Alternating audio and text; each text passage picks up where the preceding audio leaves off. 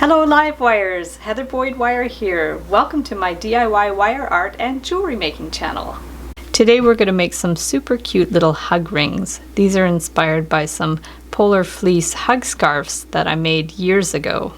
What you're going to need for this project are your tools. I have cutters, round pliers, flat pliers. I'm using 20 gauge wire, the artistic craft wire, but you can use any wire you like.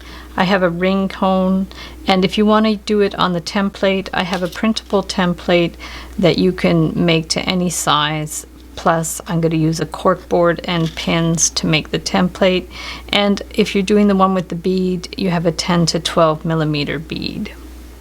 We're going to start with a 12-inch piece of 20 gauge wire, and I'm going to do one on the template and one freehand. So you can print out this template. I'll link it up below. What I want to do is just take some straight pins and poke them into the template. So I'll start by putting one on either side to have a good starting point, and then we're going to add them as we need them. So we're going to just start on this side, and then we're going to measure about halfway here and hold it and then give it a little bit of a jog, and then here too, hold it and give it a little bit of a jog.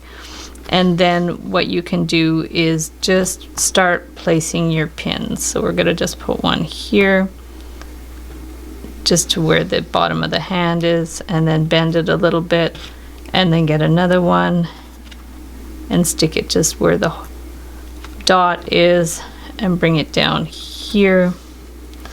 And then what you can do is start, if you're finding them getting in the way, you can start removing the pins as you go. I'm just going to put one more here.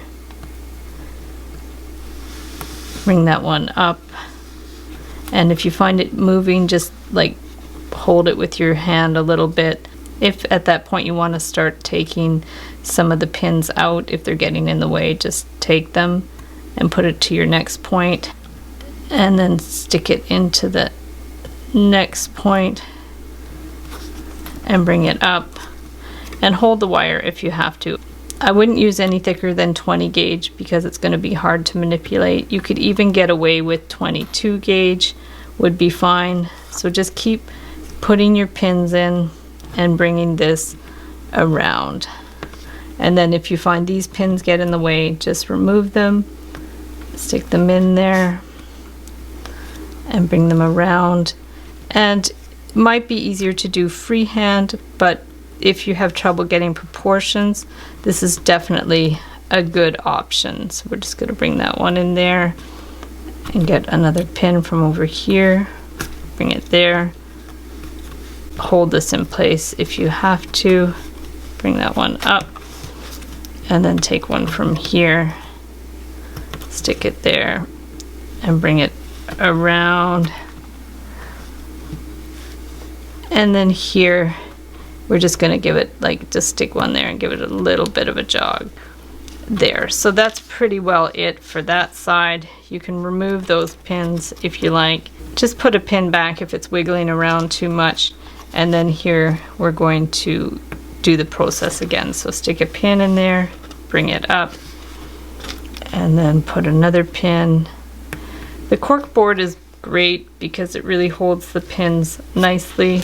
I've tried this with fun foam before, but it's not as sturdy as the cork. If your pins get in the way, just remove them and then just carefully stick them in the hole. And the great thing about this is you can just throw out the template after and print another one if it gets a little distorted. So we're just going to keep going around. Just try to hit the bullseye to get your pin right in the spot where the dot is, so you have the proper proportions. Bring it up, and then we can take some of our pins from other places, move them over, stick that in there, bring that one around here. Try not to use a wire that's too stiff, or you're going to have trouble doing this with the template. Just keep sticking your pins in there, bring it around, and then if you need to move them, keep poking them in, and then we just have the baby finger. Anytime you need another pin, just grab another one, stick that one in there. Push this down if it's starting to like jump up a little bit, bring that here, and then we just have one more little jog there. And that's pretty well it. So now what we're going to do is remove all the pins. So we have that kind of configuration. At that point you can take your flat pliers and kind of squeeze it in together a little bit. If you have to push the fingers closer together, you can do whatever little adjustments that you need to do to get it to look right. Push these in a little bit. So now we're going to take our round pliers. If this curve didn't work too well, just exaggerate it a little bit more. And then you want this one to be bent down at a right angle, because we want this one, both lines to go straight down there, and the same on this side. So now we're just going to close up the hand here and then bend this one also down at an angle and make sure it's straight. So straighten it up. So what you have now is this kind of configuration here. So we want to wind the wires around either end. So what I'm going to do is just bring this one down, straight down, and this one to the outside here. And then I'm going to just hold this with the flat pliers and take this and wind it around. So then we're going to clip it there and then flip it, and then see this one's around down the middle of there, but that's good. We're going to straighten it a little bit if we have to. And then we're going to take this one, hold it, and bring this one around same way. So all the way around and close that little loop here. Now clip it, and there. So already we have the ring, but now we have to just shape it. So we're going to take our ring cone, and if you don't have a ring cone, just use a marker or something. I'm going to put the little ends underneath, bring this one around. We're going to go around like that, all the way around. And there already you have what's looking like the ring. But the thing is, these are a little flat, so you can go in with your round pliers or your flat pliers and just kind of curve them in a little bit so they're not so flat. So just take your round pliers, curve them in a little bit so they're more fitted to your finger, and then put it back on the ring cone to whatever position you want. You could even stagger them if you want. If you want like to make the band longer and do one higher and one lower, you can do that. And there we have our super cute little hug ring. So if you want to make the template larger, it's not a problem. You can either fold or draw a line on a blank piece of paper, and then we're just going to take this one and we're going to cut it. We'll just cut it down the center. This distance was 1.5 inches, but if we want to make it 1 3/4, we're just going to take the template, line it up here, tape it on, and then this side, and we can add an extra 1/4 inch in there. If you need to measure it, go ahead, and we're just going to take that and tape it on. So then you have a larger size ring. And then if you want to use the template, you can put it back on here. Again, we can just put our pins. I'm going to cut the wire for this one a little bit longer just because I'm going to add a bead to it. So put it like a little bit longer to one side, not too much. So we're just going to go here, make sure this side's like maybe 1 inch longer than the other side, and we're going to just bend it here. And then we can do the same thing where we do our following the template, or if you have a good eye, you can just do it by eye here. So we're just going to go around. Sometimes it's easier to get a smaller shape when you do it by eye. So we're just going to go in here.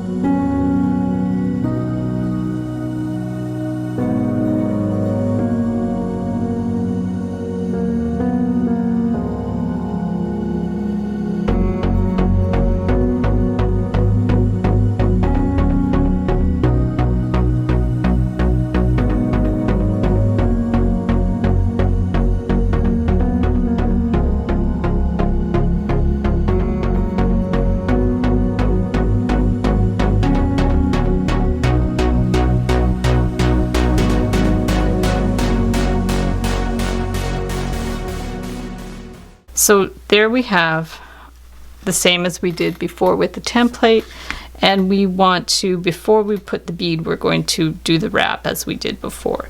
So bring this one, straighten it out if you have to, and line them up here. This wire is underneath that one, so just hold that in position, hold that like that if you have to, bring it around to there.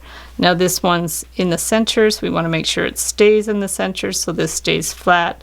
Hold it in whatever way is the easiest for you, and then just bring it all the way around here. Now this is the shorter end, so we're going to clip that. We'll just clip the shorter end. Now this end we want to keep because we're going to put a bead on there. So just bend that out at that angle and get your ring cone, and we're going to wind it around the ring cone. So we'll just start like that. And then we want to put our bead on there, but we have to bend this at a little bit of an angle. Depending on the bead size, you want to get like the radius, like halfway diameter of the bead, and bend it at that point. So take your round pliers, bend it at, like I said, about the radius of the bead. Bend that out at a bit of an angle. Put your bead on there.